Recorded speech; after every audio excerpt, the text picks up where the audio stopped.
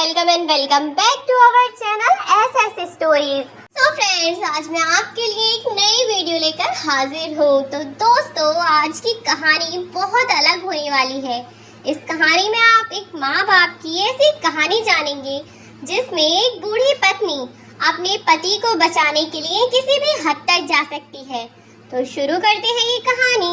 करोड़पति होने के बावजूद भी कमलेश जी और उनकी पत्नी कमला जी, दोनों बुजुर्ग दंपति, अपना जीवन बस किसी तरह से सड़क के किनारे ही जी रहे थे कि अचानक उनके जीवन में कुछ ऐसी घटना हुई कि उनके जीवन में जो घट रहा था वह तो कुछ भी नहीं था जो भगवान ने उनके आने वाले समय में उनके लिए सोच कर रखा था।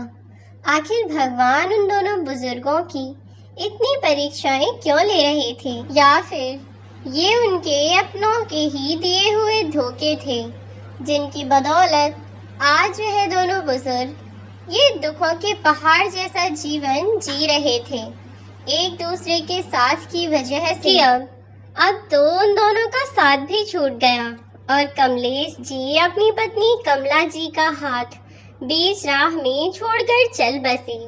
जाने से पहले उन्होंने अपनी पत्नी से कुछ कहा। कमलेश जी के जाने के बाद उनकी पत्नी तो जीते जी मर ही गई थी, पर बस उनकी सांसें थीं जो शरीर को छोड़कर जाने का नाम नहीं ले रही थीं।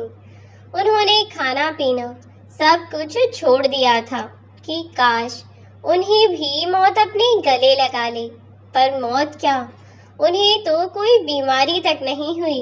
वह कितनी भी कोशिश करती पर बदले में तो उनके हाथ में नाकामी ही लगती। फिर उन्होंने अपने पति की बातों को याद किया जो उन्होंने मरने से पहले कही थी, और उन्होंने अपने पति की बातों को याद करके जीने का फैसला किया और जो भी उनका था वो सब अब वापस पाने का फैसला किया। कौन था धोखेबाज और किसने दिया उन दोनों को धोखा, सब जानने के लिए उनके जीवन में कुछ समय पहले क्या हुआ, पहले हम वह सब जानते हैं। कमलेश जी और उनकी पत्नी कमला जी, वह लोग शहर के ही रहने वाले थे। साथ ही साथ वह लोग अच्छे खासे नामी इंसान थे जिनका अच्छा खासा रुतबा था। वह लोग अपने बेटे और बेटी के साथ बहुत खुशी खुशी रहा करते थे। जब तक उनके बच्चे छोटे थे उन्होंने उनका ख्याल बहुत अच्छे से रखा। फिर धीरे धीरे जैसे जैसे बड़े बच्चे होने लगे उनके, तो उनके सोच विचार, रहन सहन सब कुछ बदलता गया।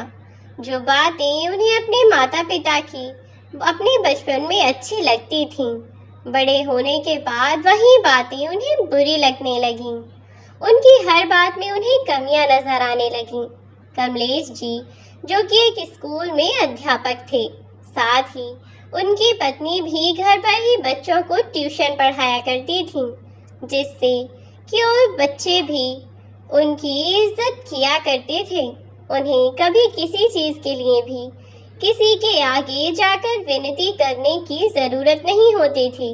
कोई भी बच्चा उनके किसी भी काम को मना नहीं करता था। अब माता पिता जो कि अध्यापक थे, तो जब वह अपने बच्चों को अपने साथ लेकर स्कूल जाया करते, तब सब लोग उनके माता पिता की वजह से उन बच्चों को भी बहुत प्यार किया करते थे। जब स्कूल में किसी टीचर के बच्चे आते हैं तो सब लोग उन्हें बहुत प्यार करते हैं।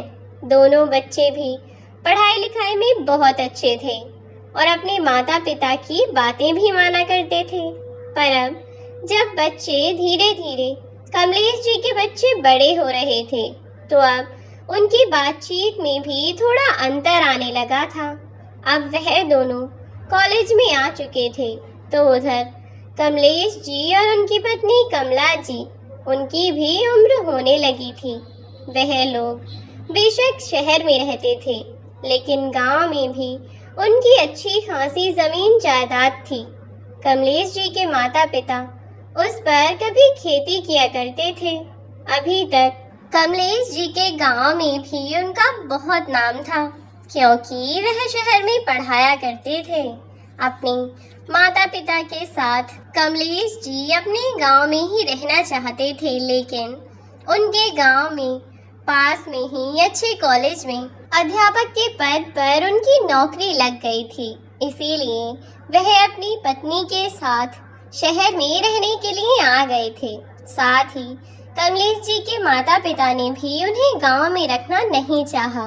वह चाहते थे कि हमारा बच्चा हमारे चक्कर में गांव में रहकर पीछे ना रह जाए। जब उसे मौका मिला है शहर में जाकर स्कूल में पढ़ाने का, तो वह इस छोटे से गांव में रहकर अपनी काबिलियत को क्यों गवा दे। इसीलिए उन्होंने अपने बेटे कमलेश जी को शहर भेज दिया था और अब कमलेश जी भी शहर में अपने परिवार के साथ बहुत खुशी खुशी रह रहे थे। कमलेश जी के बच्चों और पत्नी के साथ गांव में वे छुट्टी मनाने आया करते थे। साथ ही अपने पोते पोती को देखकर उनके माता पिता भी बहुत खुश हुआ करते थे। जब वह बच्चे बड़े हो गए तो वह कॉलेज में आकर अपनी पढ़ाई करने लगे। इधर कमलेश जी अपने माता पिता से मिलने छुट्टियों में अपने गांव जाया करते थे। जब तक उनके बच्चे छोटे थे तब तो वह भी उनके साथ बड़ी खुशी खुशी जाया करते थे, लेकिन जैसे जैसे वह बड़े होने लगे उन्हें अब अपने दादा दादी से मिलने का भी मन नहीं करता था। उन्हें गांव जाना ही अच्छा नहीं लगता था, तो उन्होंने वहां जाना बंद कर दिया। साथ ही अपने माता पिता को भी बोला कि मम्मी पापा, अगर आपका वहां जाने का मन किया करे तो आप वहां चले जाया करें, पर हमें वहां जाने को फोर्स ना किया करें। हमारी पढ़ाई चल रही है जिसकी वजह से हमें स्कूल में पढ़ाई करनी है। अब आप लोग गांव जाकर हो आओ और जल्दी आ जाना, हम लोग यहीं पर रह लेंगे। कमलेश जी और उनकी पत्नी कमला जी तो पढ़ाई की अहमियत समझते ही थे, तो वह भी अपने बच्चों को घर पर ही छोड़कर दोनों ही अकेले गांव चले जाया करते थे। अब कमलेश जी के माता पिता दोनों का देहांत हो गया, तो उन्होंने अपने गांव की जमीन को किसी और को खेती करने के लिए दे दिया, ताकि वह उस जमीन पर खेती बाड़ी कर सके, और गांव वाले घर में किराएदारों को छोड़ दिया ताकि घर में जोत बाती होती रहे। अब वह अपने परिवार के साथ शहर में ही रहने लगे। गांव जाने का तो कोई सवाल ही नहीं था, क्योंकि जब तक उनके पिता गांव में रहते थे तब तक वह उनसे मिलने के बहाने से ही सही पर गांव चले जाया करते थे। लेकिन जब गांव में उनका अब कोई था ही नहीं, तो वह आखिर किससे ही मिलने गांव जाया करते। अब तो वह 2-2, 3-3 सालों में गांव में चक्कर लगाया करते थे, बस अपनी खेती बाड़ी देखने के लिए, उसका पैसा लेने के लिए और घर का किराया लेने के लिए ही कमलेश जी अब वहां जाया करते थे। कमलेश जी अपने जीवन में बहुत व्यस्त हो रहे थे। उन्होंने अपने बच्चों पर थोड़ा ज़्यादा ध्यान नहीं दिया। बस जो भी चीज़ उनके बच्चे मांगा करते तो वह टाइम से पहले उन्हें वह लाकर दे दिया करते थे। उनके दोनों बच्चे पढ़ाई तो किया ही करते थे, साथ ही साथ अपना टाइम पास भी पूरा किया करते थे। अब आज उन दोनों का लास्ट एग्ज़ाम था। एग्ज़ाम भी लास्ट शिफ्ट में था। उनके बेटे का एग्ज़ाम पहले ही हो गया, तो वह घर के लिए पहले निकल गया। अब लास्ट का पेपर था, तो इसीलिए उसकी बहन के दोस्त और उसकी बहन स्कूल में मस्ती करने लगे। मस्ती मस्ती में वह अपने कॉलेज के टीले पर चले गए, यानी कॉलेज की छत पर चले गए, और हंसी मजाक में मौज मस्ती करते करते ही उसके दोस्त के हाथ से गलती से उसकी बहन को धक्का लग गया और वह छत से नीचे गिर गई। जैसे ही वह नीचे गिरी तो पूरे कॉलेज में हड़कंप मच गया। उसे उठाकर जल्दी से अस्पताल ले जाया गया, लेकिन वह तीसरी या चौथी मंजिल से गिरी थी, जिससे वह अस्पताल पहुंचते पहुंचते ही रास्ते में ही उसने दम तोड़ दिया और उसकी मौत हो चुकी थी। जब उसके माता पिता को इस बारे में पता चला तो उनके दो पैरों तले जमीन खिसक गई और वह अपनी बेटी की मौत से जैसे तैसे उभरे और अब उनका वह बेटा अलग ही रास्ते पर चलने लगा। वह पढ़ाई करते करते किसी लड़की को पसंद करने लगा जो कि बेहद ही बदतमीज और बिगड़ी हुई इंसान थी, लेकिन उसके सामने वह बहुत अच्छा बनकर दिखाया करती थी। उसके बारे में उसके माता पिता यानी कमलेश जी और कमला जी को पता था कि वह लड़की कैसी है।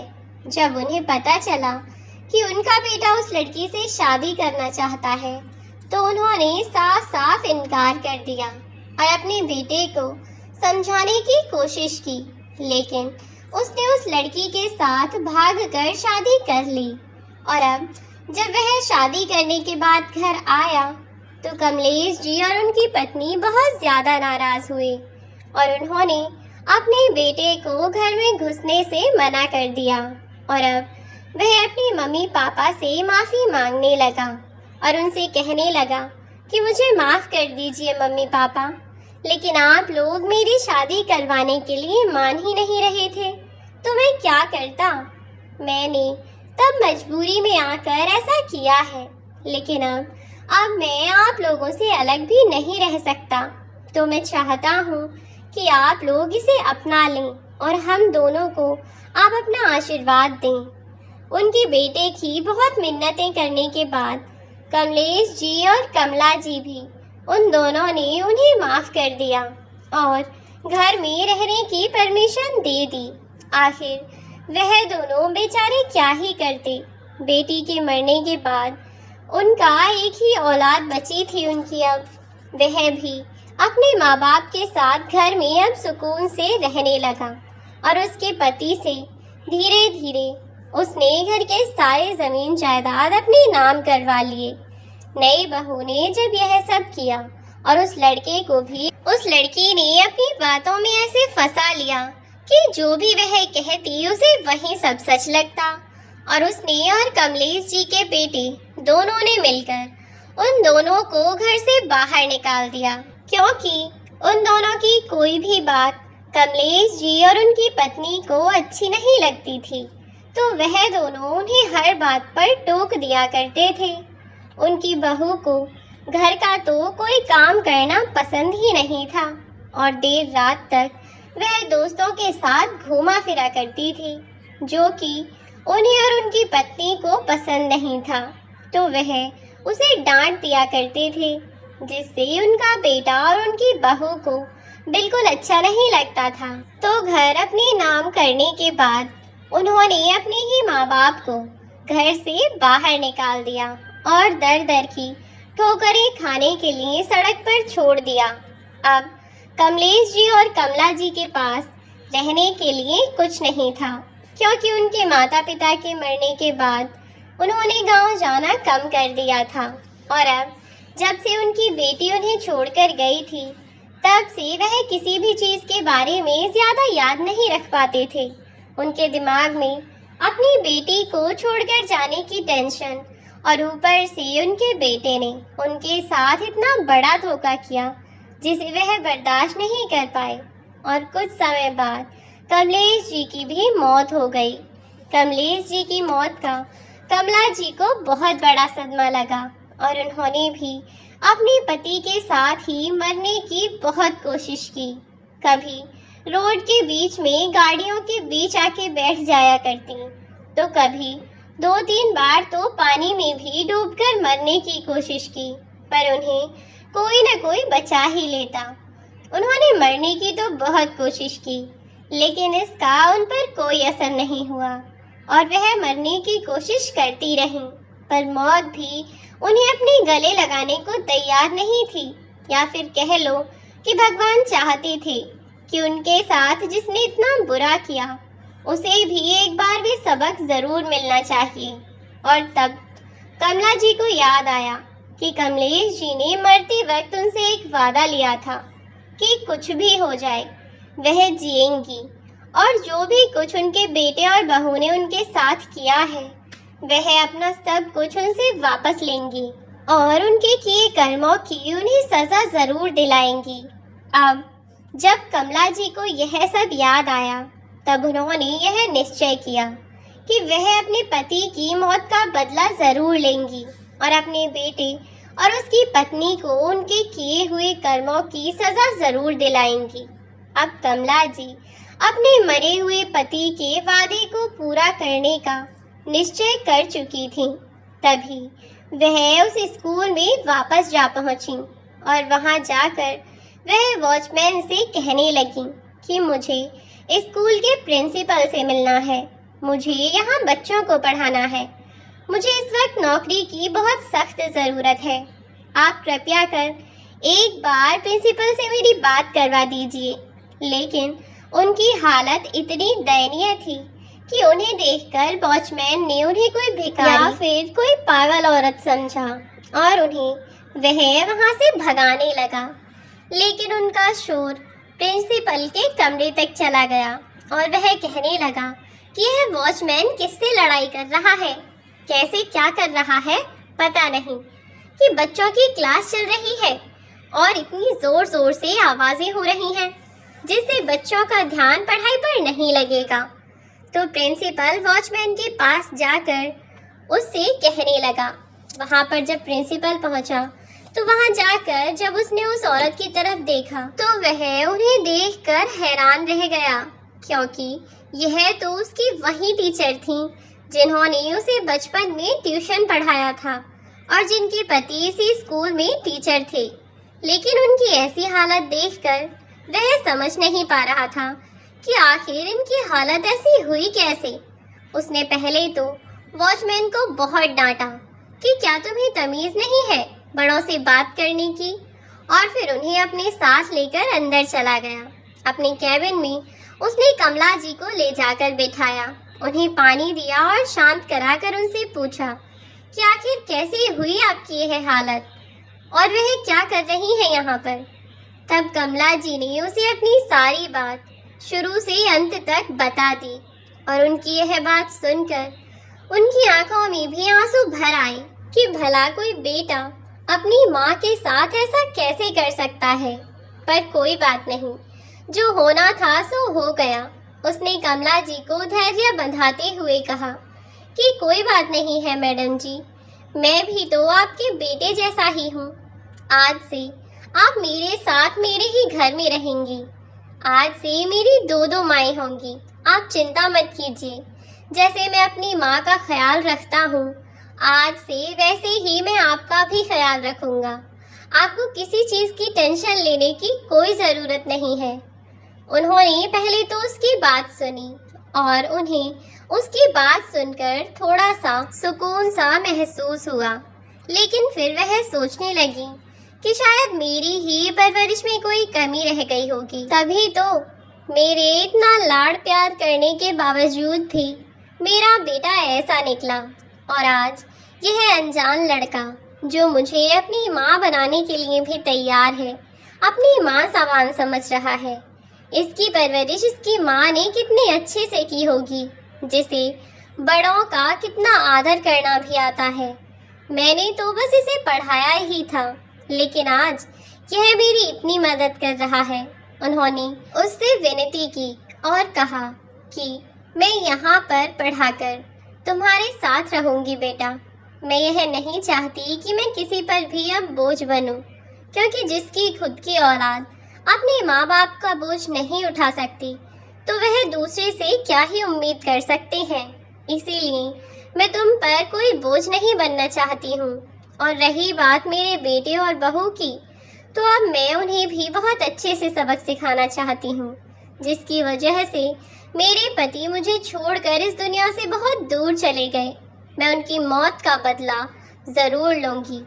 मेरे बेटे और बहुओं के लालच के चलते उन्होंने मेरे पति को घर से बाहर निकाल दिया। अब मैं उन दोनों के साथ भी वही करूँगी जो उन दोनों ने मेरे साथ किया है।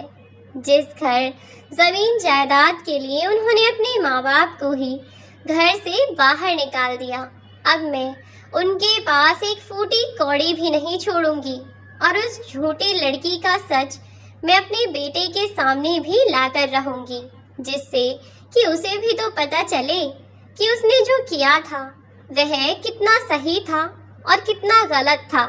उसे उस लड़के ने भी मैडम जी से कहा कि मैडम जी, आप जैसा कह रही हैं वैसा ज़रूर होगा और इसमें मैं भी आपका साथ दूंगा, लेकिन इससे पहले आपको मेरे साथ चलना होगा।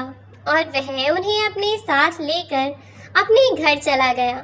उसने पहले तो उन्हें थोड़ी सी शॉपिंग करवाई, उनकी थोड़ी हालत सुधारी, उन्हें खाना खिलाया और फिर अपने साथ अपने घर ले गया। अपनी माँ को उसने उनके बारे में सारी बातें बता दी और उसकी माँ ने भी उन्हें अपने घर में रहने की परमिशन दे दी। वह उन्हें अपनी छोटी बहन की तरह प्यार करने लगी थी। अब वे लोग उस घर में बहुत प्यार से एक साथ रहते थे। साथ ही साथ कमला जी ने अपने बेटे और बहू को भी सबक सिखा दिया। पहले तो उन्होंने अपने बेटे को उसकी पत्नी का असली चेहरा उसे दिखाया, फिर अपने बेटे और बहू को उन्होंने जेल की सलाखों के पीछे डलवा दिया। अब वह दोनों सारी जिंदगी जेल में ही बिताएंगे और अपने बुढ़ापे के बचे हुए दिन जेल से बाहर आकर जैसे चाहे वैसे चाहे बिताएंगे। उन्होंने अपनी सारी जमीन जायदाद उन्होंने उनसे वापस ले ली और यह सब करने में उनका साथ उनके उस स्टूडेंट ने दिया। अब वह उसे अपने बेटे की तरह प्यार करती हैं और वह भी उन्हें कभी किसी चीज़ की कमी नहीं होने देता और वह अपनी दोनों माँओं के साथ खुशी खुशी रह रहा है। उसने अपनी टीचर का भी साथ दिया और उनकी धोखेबाज बहू का सच सबके सामने लेकर आए थे। एक अमीर लड़का बनकर उनकी बहू से उसने बात करना शुरू किया और धीरे धीरे उसे जब यह लगा कि यह लड़का उसके पति से भी ज़्यादा अमीर है और यह उसका उससे भी ज़्यादा अच्छे से ध्यान रख सकता है, तो तब उसने अपने पति से झूठ बोलकर उस लड़के से मिलने जाने लगी। धीरे धीरे उसने उसे अपनी बातों में फंसाना शुरू कर दिया। उसने उससे कहा कि मेरे पास इतना पैसा है कि मैं चाहूँ तो तुम्हें हर चीज़ सोने में लाकर दे सकता हूँ। तुम चाहो तो तुम्हारे लिए मैंने एक गिफ्ट तैयार कराया है। अगर तुम्हारा मन हो मुझसे मिलने का तो तुम आज शाम आ जाना और मैं तुम्हें वह गिफ्ट दे दूंगा। वह सोचने लगी कि आखिर ऐसा क्या होगा। वह उससे मिलने के लिए वहां जाने लगी। अपने पति से उसने झूठ बोला कि आज मैं अपने मम्मी पापा से मिलने के लिए जा रही हूँ और फिर उसने वहां जाने के लिए एक ऑटो लिया। वहां जाकर जब वह उससे मिला और अपना गिफ्ट मांगने लगी तब उसने उसे डायमंड नेकलेस दे दिया और वह उसे देखकर बहुत ज़्यादा खुश हुई और उसका घर देखकर उसने अंदाज़ा लगा लिया कि वह जितना अमीर उसे समझती थी यह तो उससे भी ज़्यादा अमीर है और ये है मेरे सारे शौक मौज पूरे करवा सकता है। लेकिन उसने उसको यह जाहिर नहीं होने दिया कि वह पैसे के लिए उसके साथ आई है और ना ही उसने उसे यह बताया था कि उसका पति भी है। वह उसे जब भी मिलने आती है या वीडियो कॉल पर बात करती तो बिल्कुल ऐसे जैसे वह एक लड़की है। अपना मंगलसूत्र एक साइड रखती और अपनी मांग का सिंदूर भी मिटा देती थी। अब वह अपने पति के साथ साथ उसे भी धोखा देने लगी थी। उसे रिश्तों की कोई अहमियत नहीं थी, उसे तो बस पैसे चाहिए थे, उसे तो पैसों से ही मतलब था। उसने धीरे धीरे उस लड़के से मिलना जुलना ज्यादा कर दिया, अपने पति से इस बारे में झूठ बोलने लगी और जब वह रोज तीसरे दिन घर से बहाने बनाकर जाने लगी तब उसके पति को भी उस पर शक हुआ कि पहले तो ना ही यह कहीं कभी अपनी फ्रेंड से मिलने जाती थी और ना ही कभी अपने माँ बाप से मिलने। अब तो इसका रोज तीसरे दिन का बहाना होता जा रहा है कि कभी सहेली से मिलने जा रही हूँ तो कभी मम्मी पापा से तो कभी बहनों से। उसके मन में उसको लेकर शक पैदा होने लगा था और उधर उसके मन में शक पैदा करने का सबसे बड़ा कारण था कि उसकी पत्नी के फोटोग्राफ्स उसके ऑफिस में आए जिसमें वह किसी और लड़के के साथ घूम फिर रही थी और यह सब देखकर पहले तो उसने विश्वास ही नहीं किया, लेकिन जब उसने धीरे धीरे नोटिस किया कि उसकी पत्नी रोज रोज झूठ बोलकर कहीं न कहीं जाती है, तो उसने एक दिन अपनी पत्नी का पीछा किया और उसने उसे अपनी पत्नी का सारा सच उस दिन पता चल गया कि यह कोई अपनी माँ से मिलने नहीं जाती, इसका तो कोई और बॉयफ्रेंड है और यह उसी से मिलने अपनी माँ का बहाना बनाकर जाती है। अब उसे बहुत ज्यादा अफसोस हो रहा था। वह सोच रहा था कि मैंने इसके लिए अपने माँ बाप को भी छोड़ दिया और आज यह किसी और के लिए मुझे छोड़ने को तैयार है। जब उसे अपनी पत्नी का सारा सच पता चला तो वह विश्वास नहीं कर पा रहा था, लेकिन तभी उसकी माँ और वह लड़का उनके साथ उनके घर आया और उन्होंने उसकी पत्नी के बारे में सारी बातें उसे बता दी। तब वह यह सब जानकर बहुत दुखी हुआ और उसने अपनी माँ से अपने किए हुए बर्ताव की बहुत माफ़ी मांगी और उनसे कहने लगा कि मैं अपनी पत्नी के बहकावे में आ गया था। उसके कहने में आकर मैंने अपने ही माँ बाप को अपने घर से निकाल दिया, जिसकी वजह से आज मेरे पिता हमारे बीच नहीं है। वह हमें छोड़कर बहुत दूर जा चुकी है। मैं इस लालची औरत के बहकावे में आकर अपने ही माँ बाप को धोखा दे बैठा। मैं बहुत शर्मिंदा हूँ माँ, प्लीज़ मुझे माफ़ कर दो। मैं जानता हूँ कि मेरी की हुई गलतियों की कोई माफ़ी नहीं है और मेरी ही वजह से आज हमारे पिताजी हमारे बीच नहीं है। माँ मुझे माफ़ कर दीजिए। और वह यह कहकर अपनी माँ के पैरों में गिरकर रोने लगा। अब उसकी पत्नी का सच उसकी माँ के और उसके सामने था। जब उसकी पत्नी बाहर से घर आई तो उसने अपनी सास को अपने घर देखा तो वह आग बबूला होकर उसका हाथ पकड़कर उसे घर से बाहर निकालने लगी। तब कमला जी के बेटे ने अपनी पत्नी का हाथ पकड़कर उसे 2-4 तमाचे खींच कर मारे और अपनी पत्नी और उस लड़के के फोटोज उसके मुंह पर देकर मारे। और जब उसकी पत्नी ने यह देखा कि इस बारे में मेरे पति को पता है तो वह उसके सामने मासूम बनने लगी और कहने लगी कि मैं नहीं जानती थी, शायद इसने मुझ पर कुछ करवा दिया था तो मैं इसके बहकावे में आ गई थी। मुझे इस बारे में कुछ नहीं पता। तुम्हें पता है ना कि मैं तुम्हें कभी धोखा नहीं दे सकती। मुझे तो यह खुद नहीं पता कि यह मेरे फोटोज किसके साथ हैं, कैसे आए। मैं तो इसे जानती भी नहीं हूँ और ना ही कभी इससे मिली हूँ। इसके पति ने तभी उसके गाल पर 2-3 तमाचे और लगाए और कहने लगा कि झूठ बोलने की कोई हद होती है। अब तेरे झूठ बोलने का कोई फायदा नहीं है। तेरा सच मेरे सामने आ चुका है तो अब अच्छा ही होगा तू अपना सच खुद अपने मुंह से कबूल कर ले, वरना जब पुलिस आ जाएगी तब तो तुझे खुद अपने मुंह से अपनी सच्चाई बतानी ही पड़ेगी।